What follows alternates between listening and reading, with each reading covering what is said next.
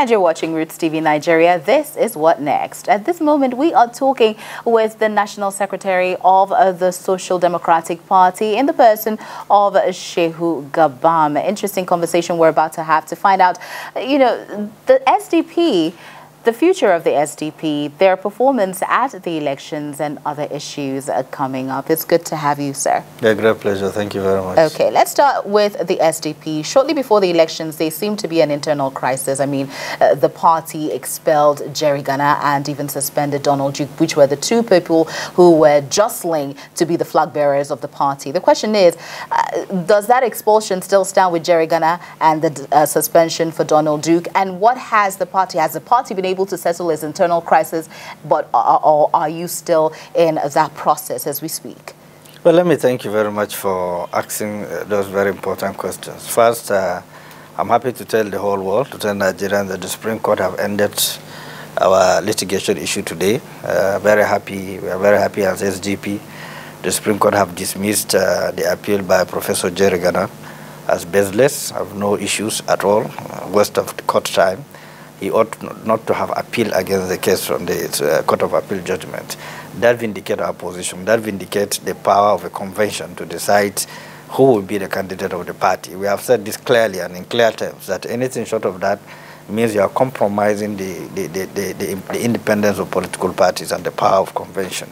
So that has been clarified today by the Supreme Court, and we are grateful for the judicial intervention to clear the cost for all of us. So Donald Duke still remains as a candidate of the party, going by a convention that produces him. And then the question you asked, whether Jerry Gana is still expelled. Yes, he's still expelled by the party. Again, Donald Duke still suspended by the party, but the litigation issue that have arrested the growth of the party make it impossible for the party to campaign anywhere. Even in the local government, we have not flagged off the presidential campaign. We were completely stranded. We are completely held to ransom by elements that are being used by PDP to create faction in SDP. I see. Of course, all these things were being sponsored by PDP to create faction in SDP.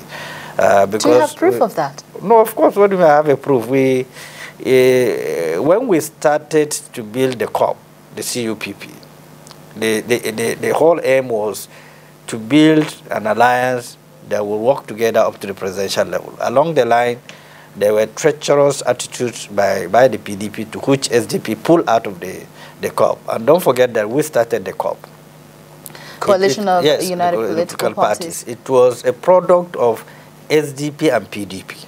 We started it. We built the MOU to a point of signature before other parties joined. So along the line, as a tradition of PDP, they started playing a lot of funny games with us, and we felt that we are an independent party. We are not going to be coerced into any association that do not define and protect our interests as an independent political party. So we jetted out of it. So that fight started, and we built our own structure. We conducted our own convention, one of the best convention rated, thinking that we won't have any crisis. So that send a signal to PDP that we have come on board. We have developed the capacity and the machinery to go ahead with or without them. So they begin to shop for elements within our party, sponsoring them to do all sort of things. But I'm happy we navigated through, we scaled through. May I ask you a question, honestly? Do you think Jerry Gana was sponsored by the PDP to put a faction in the SDP? From all indications, because he is heading the so-called factions of the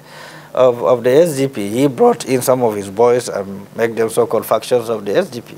So there's no way you can exonerate himself out of it. Interesting. But now that you've gotten the Supreme Court judgment, the elections are over. How does that save anything? I mean, no, really, it doesn't. But it ended up as an academic exercise. But the academic exercise also fortified the capacity of a party and the convention of a party. That's what it clear feature. Unnecessary interference and undue subjugation of a party after convention. That's what it does. But did you really think you were going to go far in that elections had all this not happened? Did you think Donald Duke, let's assume that Jerry Gana didn't do all of this as you have accused him of, do you think Donald Duke had stood a chance of actually beating Buhari in the elections? Well, we are not, honestly, we are not definitive that he's going to beat Buhari, but we are definitive about the impact we are going to create. Because we know the percentage of SDP when we join it, you will understand where I'm coming from. If you know, you've been around the convention that we have conducted, you have seen the murmur crowd from beginning to the end. It ran up to the late morning hours. We have the structures nationwide. We conducted congresses nationwide. We had 5 presidential aspirants. SDP have the highest. PDP have the highest presidential aspirant. SDP have the second highest presidential aspirant. Okay. You know, and the ultimate aim of every political party is to produce the president. We successfully produced a presidential candidate through a transparent convention. And the man we produced was the former governor twice. So he has that credibility, he has that visibility, he has that acceptability. And within the international context is one that is being respected in terms of analysis and what have you, that he will do better. You know, so when you said whether we are really sure we are going to beat President Muhammadu Buhari, no, I'm not telling you that we are really sure, but what I'm telling you is that we would have competed in an environment that will create a sense of balance. I see. Okay, moving forward, I mean, Atiku Abubakar and so many other parties, at least 3 other parties, have gone to the Election Petitions Tribunal really to challenge the outcome of the presidential elections. As a matter of fact, PDP's Atiku Abubakar says that they have evidence that the election was rigged and that he had won. At some point, there is this website that even claims to have snapshots from the service of INEC proving that the PDP actually won the presidential elections. What are your thoughts on that? And going forward to the petitions tribunal, how do you think Atiku Abubakar and all the other people who are challenging this result will fare?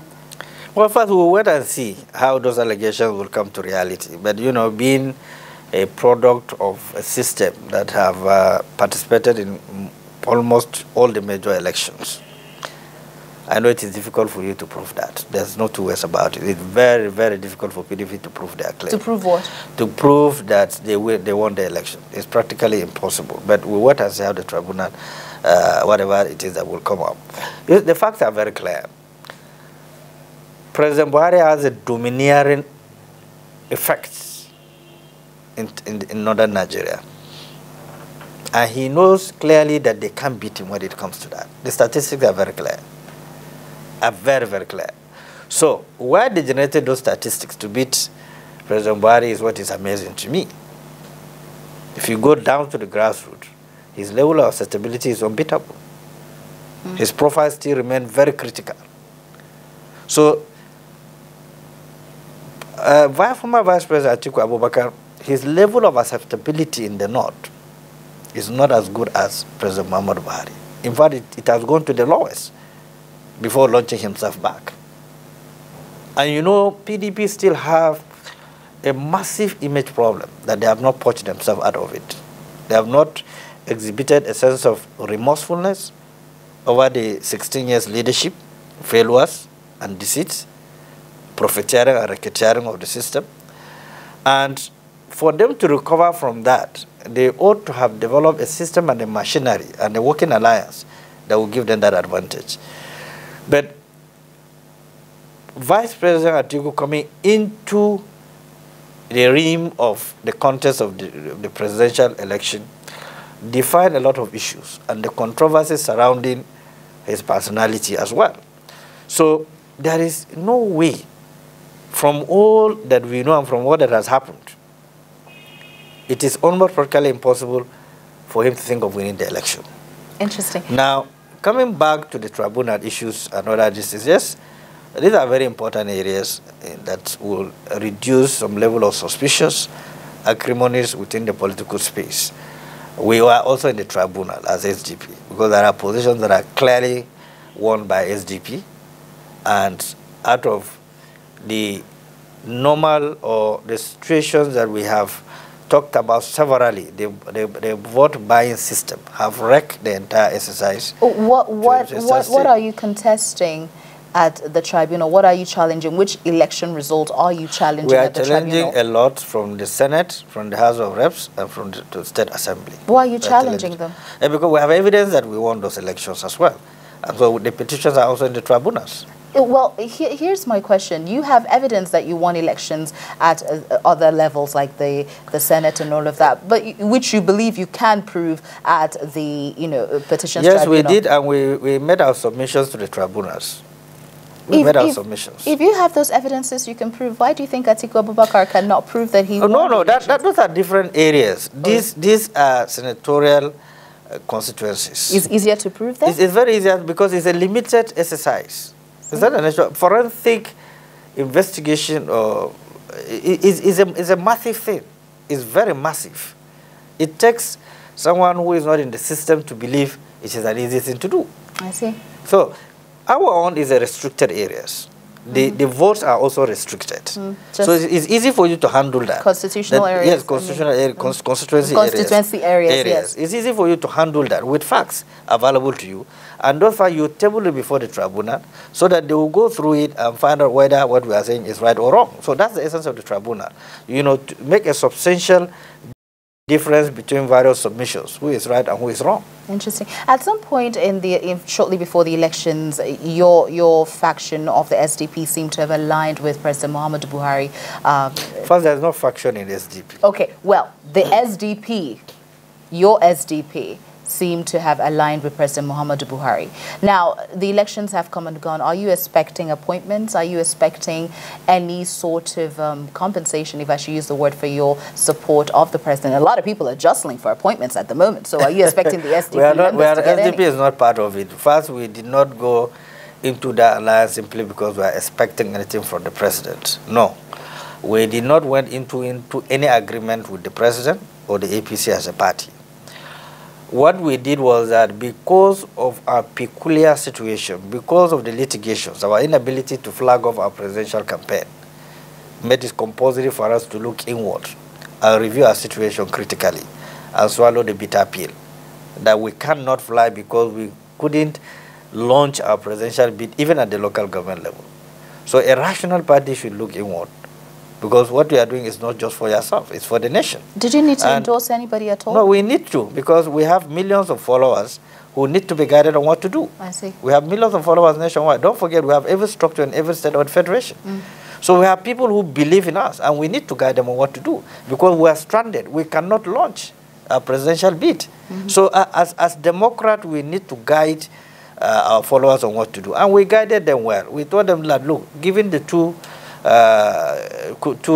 presidential candidates of APC and then the PDP, and giving our own assessment, and we felt that it is more appropriate, more nationalistic, and in terms of dealing with the national interest, we believe President Muhammadu Buhari is much, much better to be supported than former Vice President Atiku Abubakar. And we took that decision, and our decision was unanimous. It was covered live. So we didn't do anything funny. It's in strategic national interest. So we did not do it simply because we are looking for appointment with the government of APC. We have never asked them for any favor. But if they do bring them, if they do ask maybe you or any member of the SDP to come help this administration or give you any appointment, what would you say? Alliance is normal.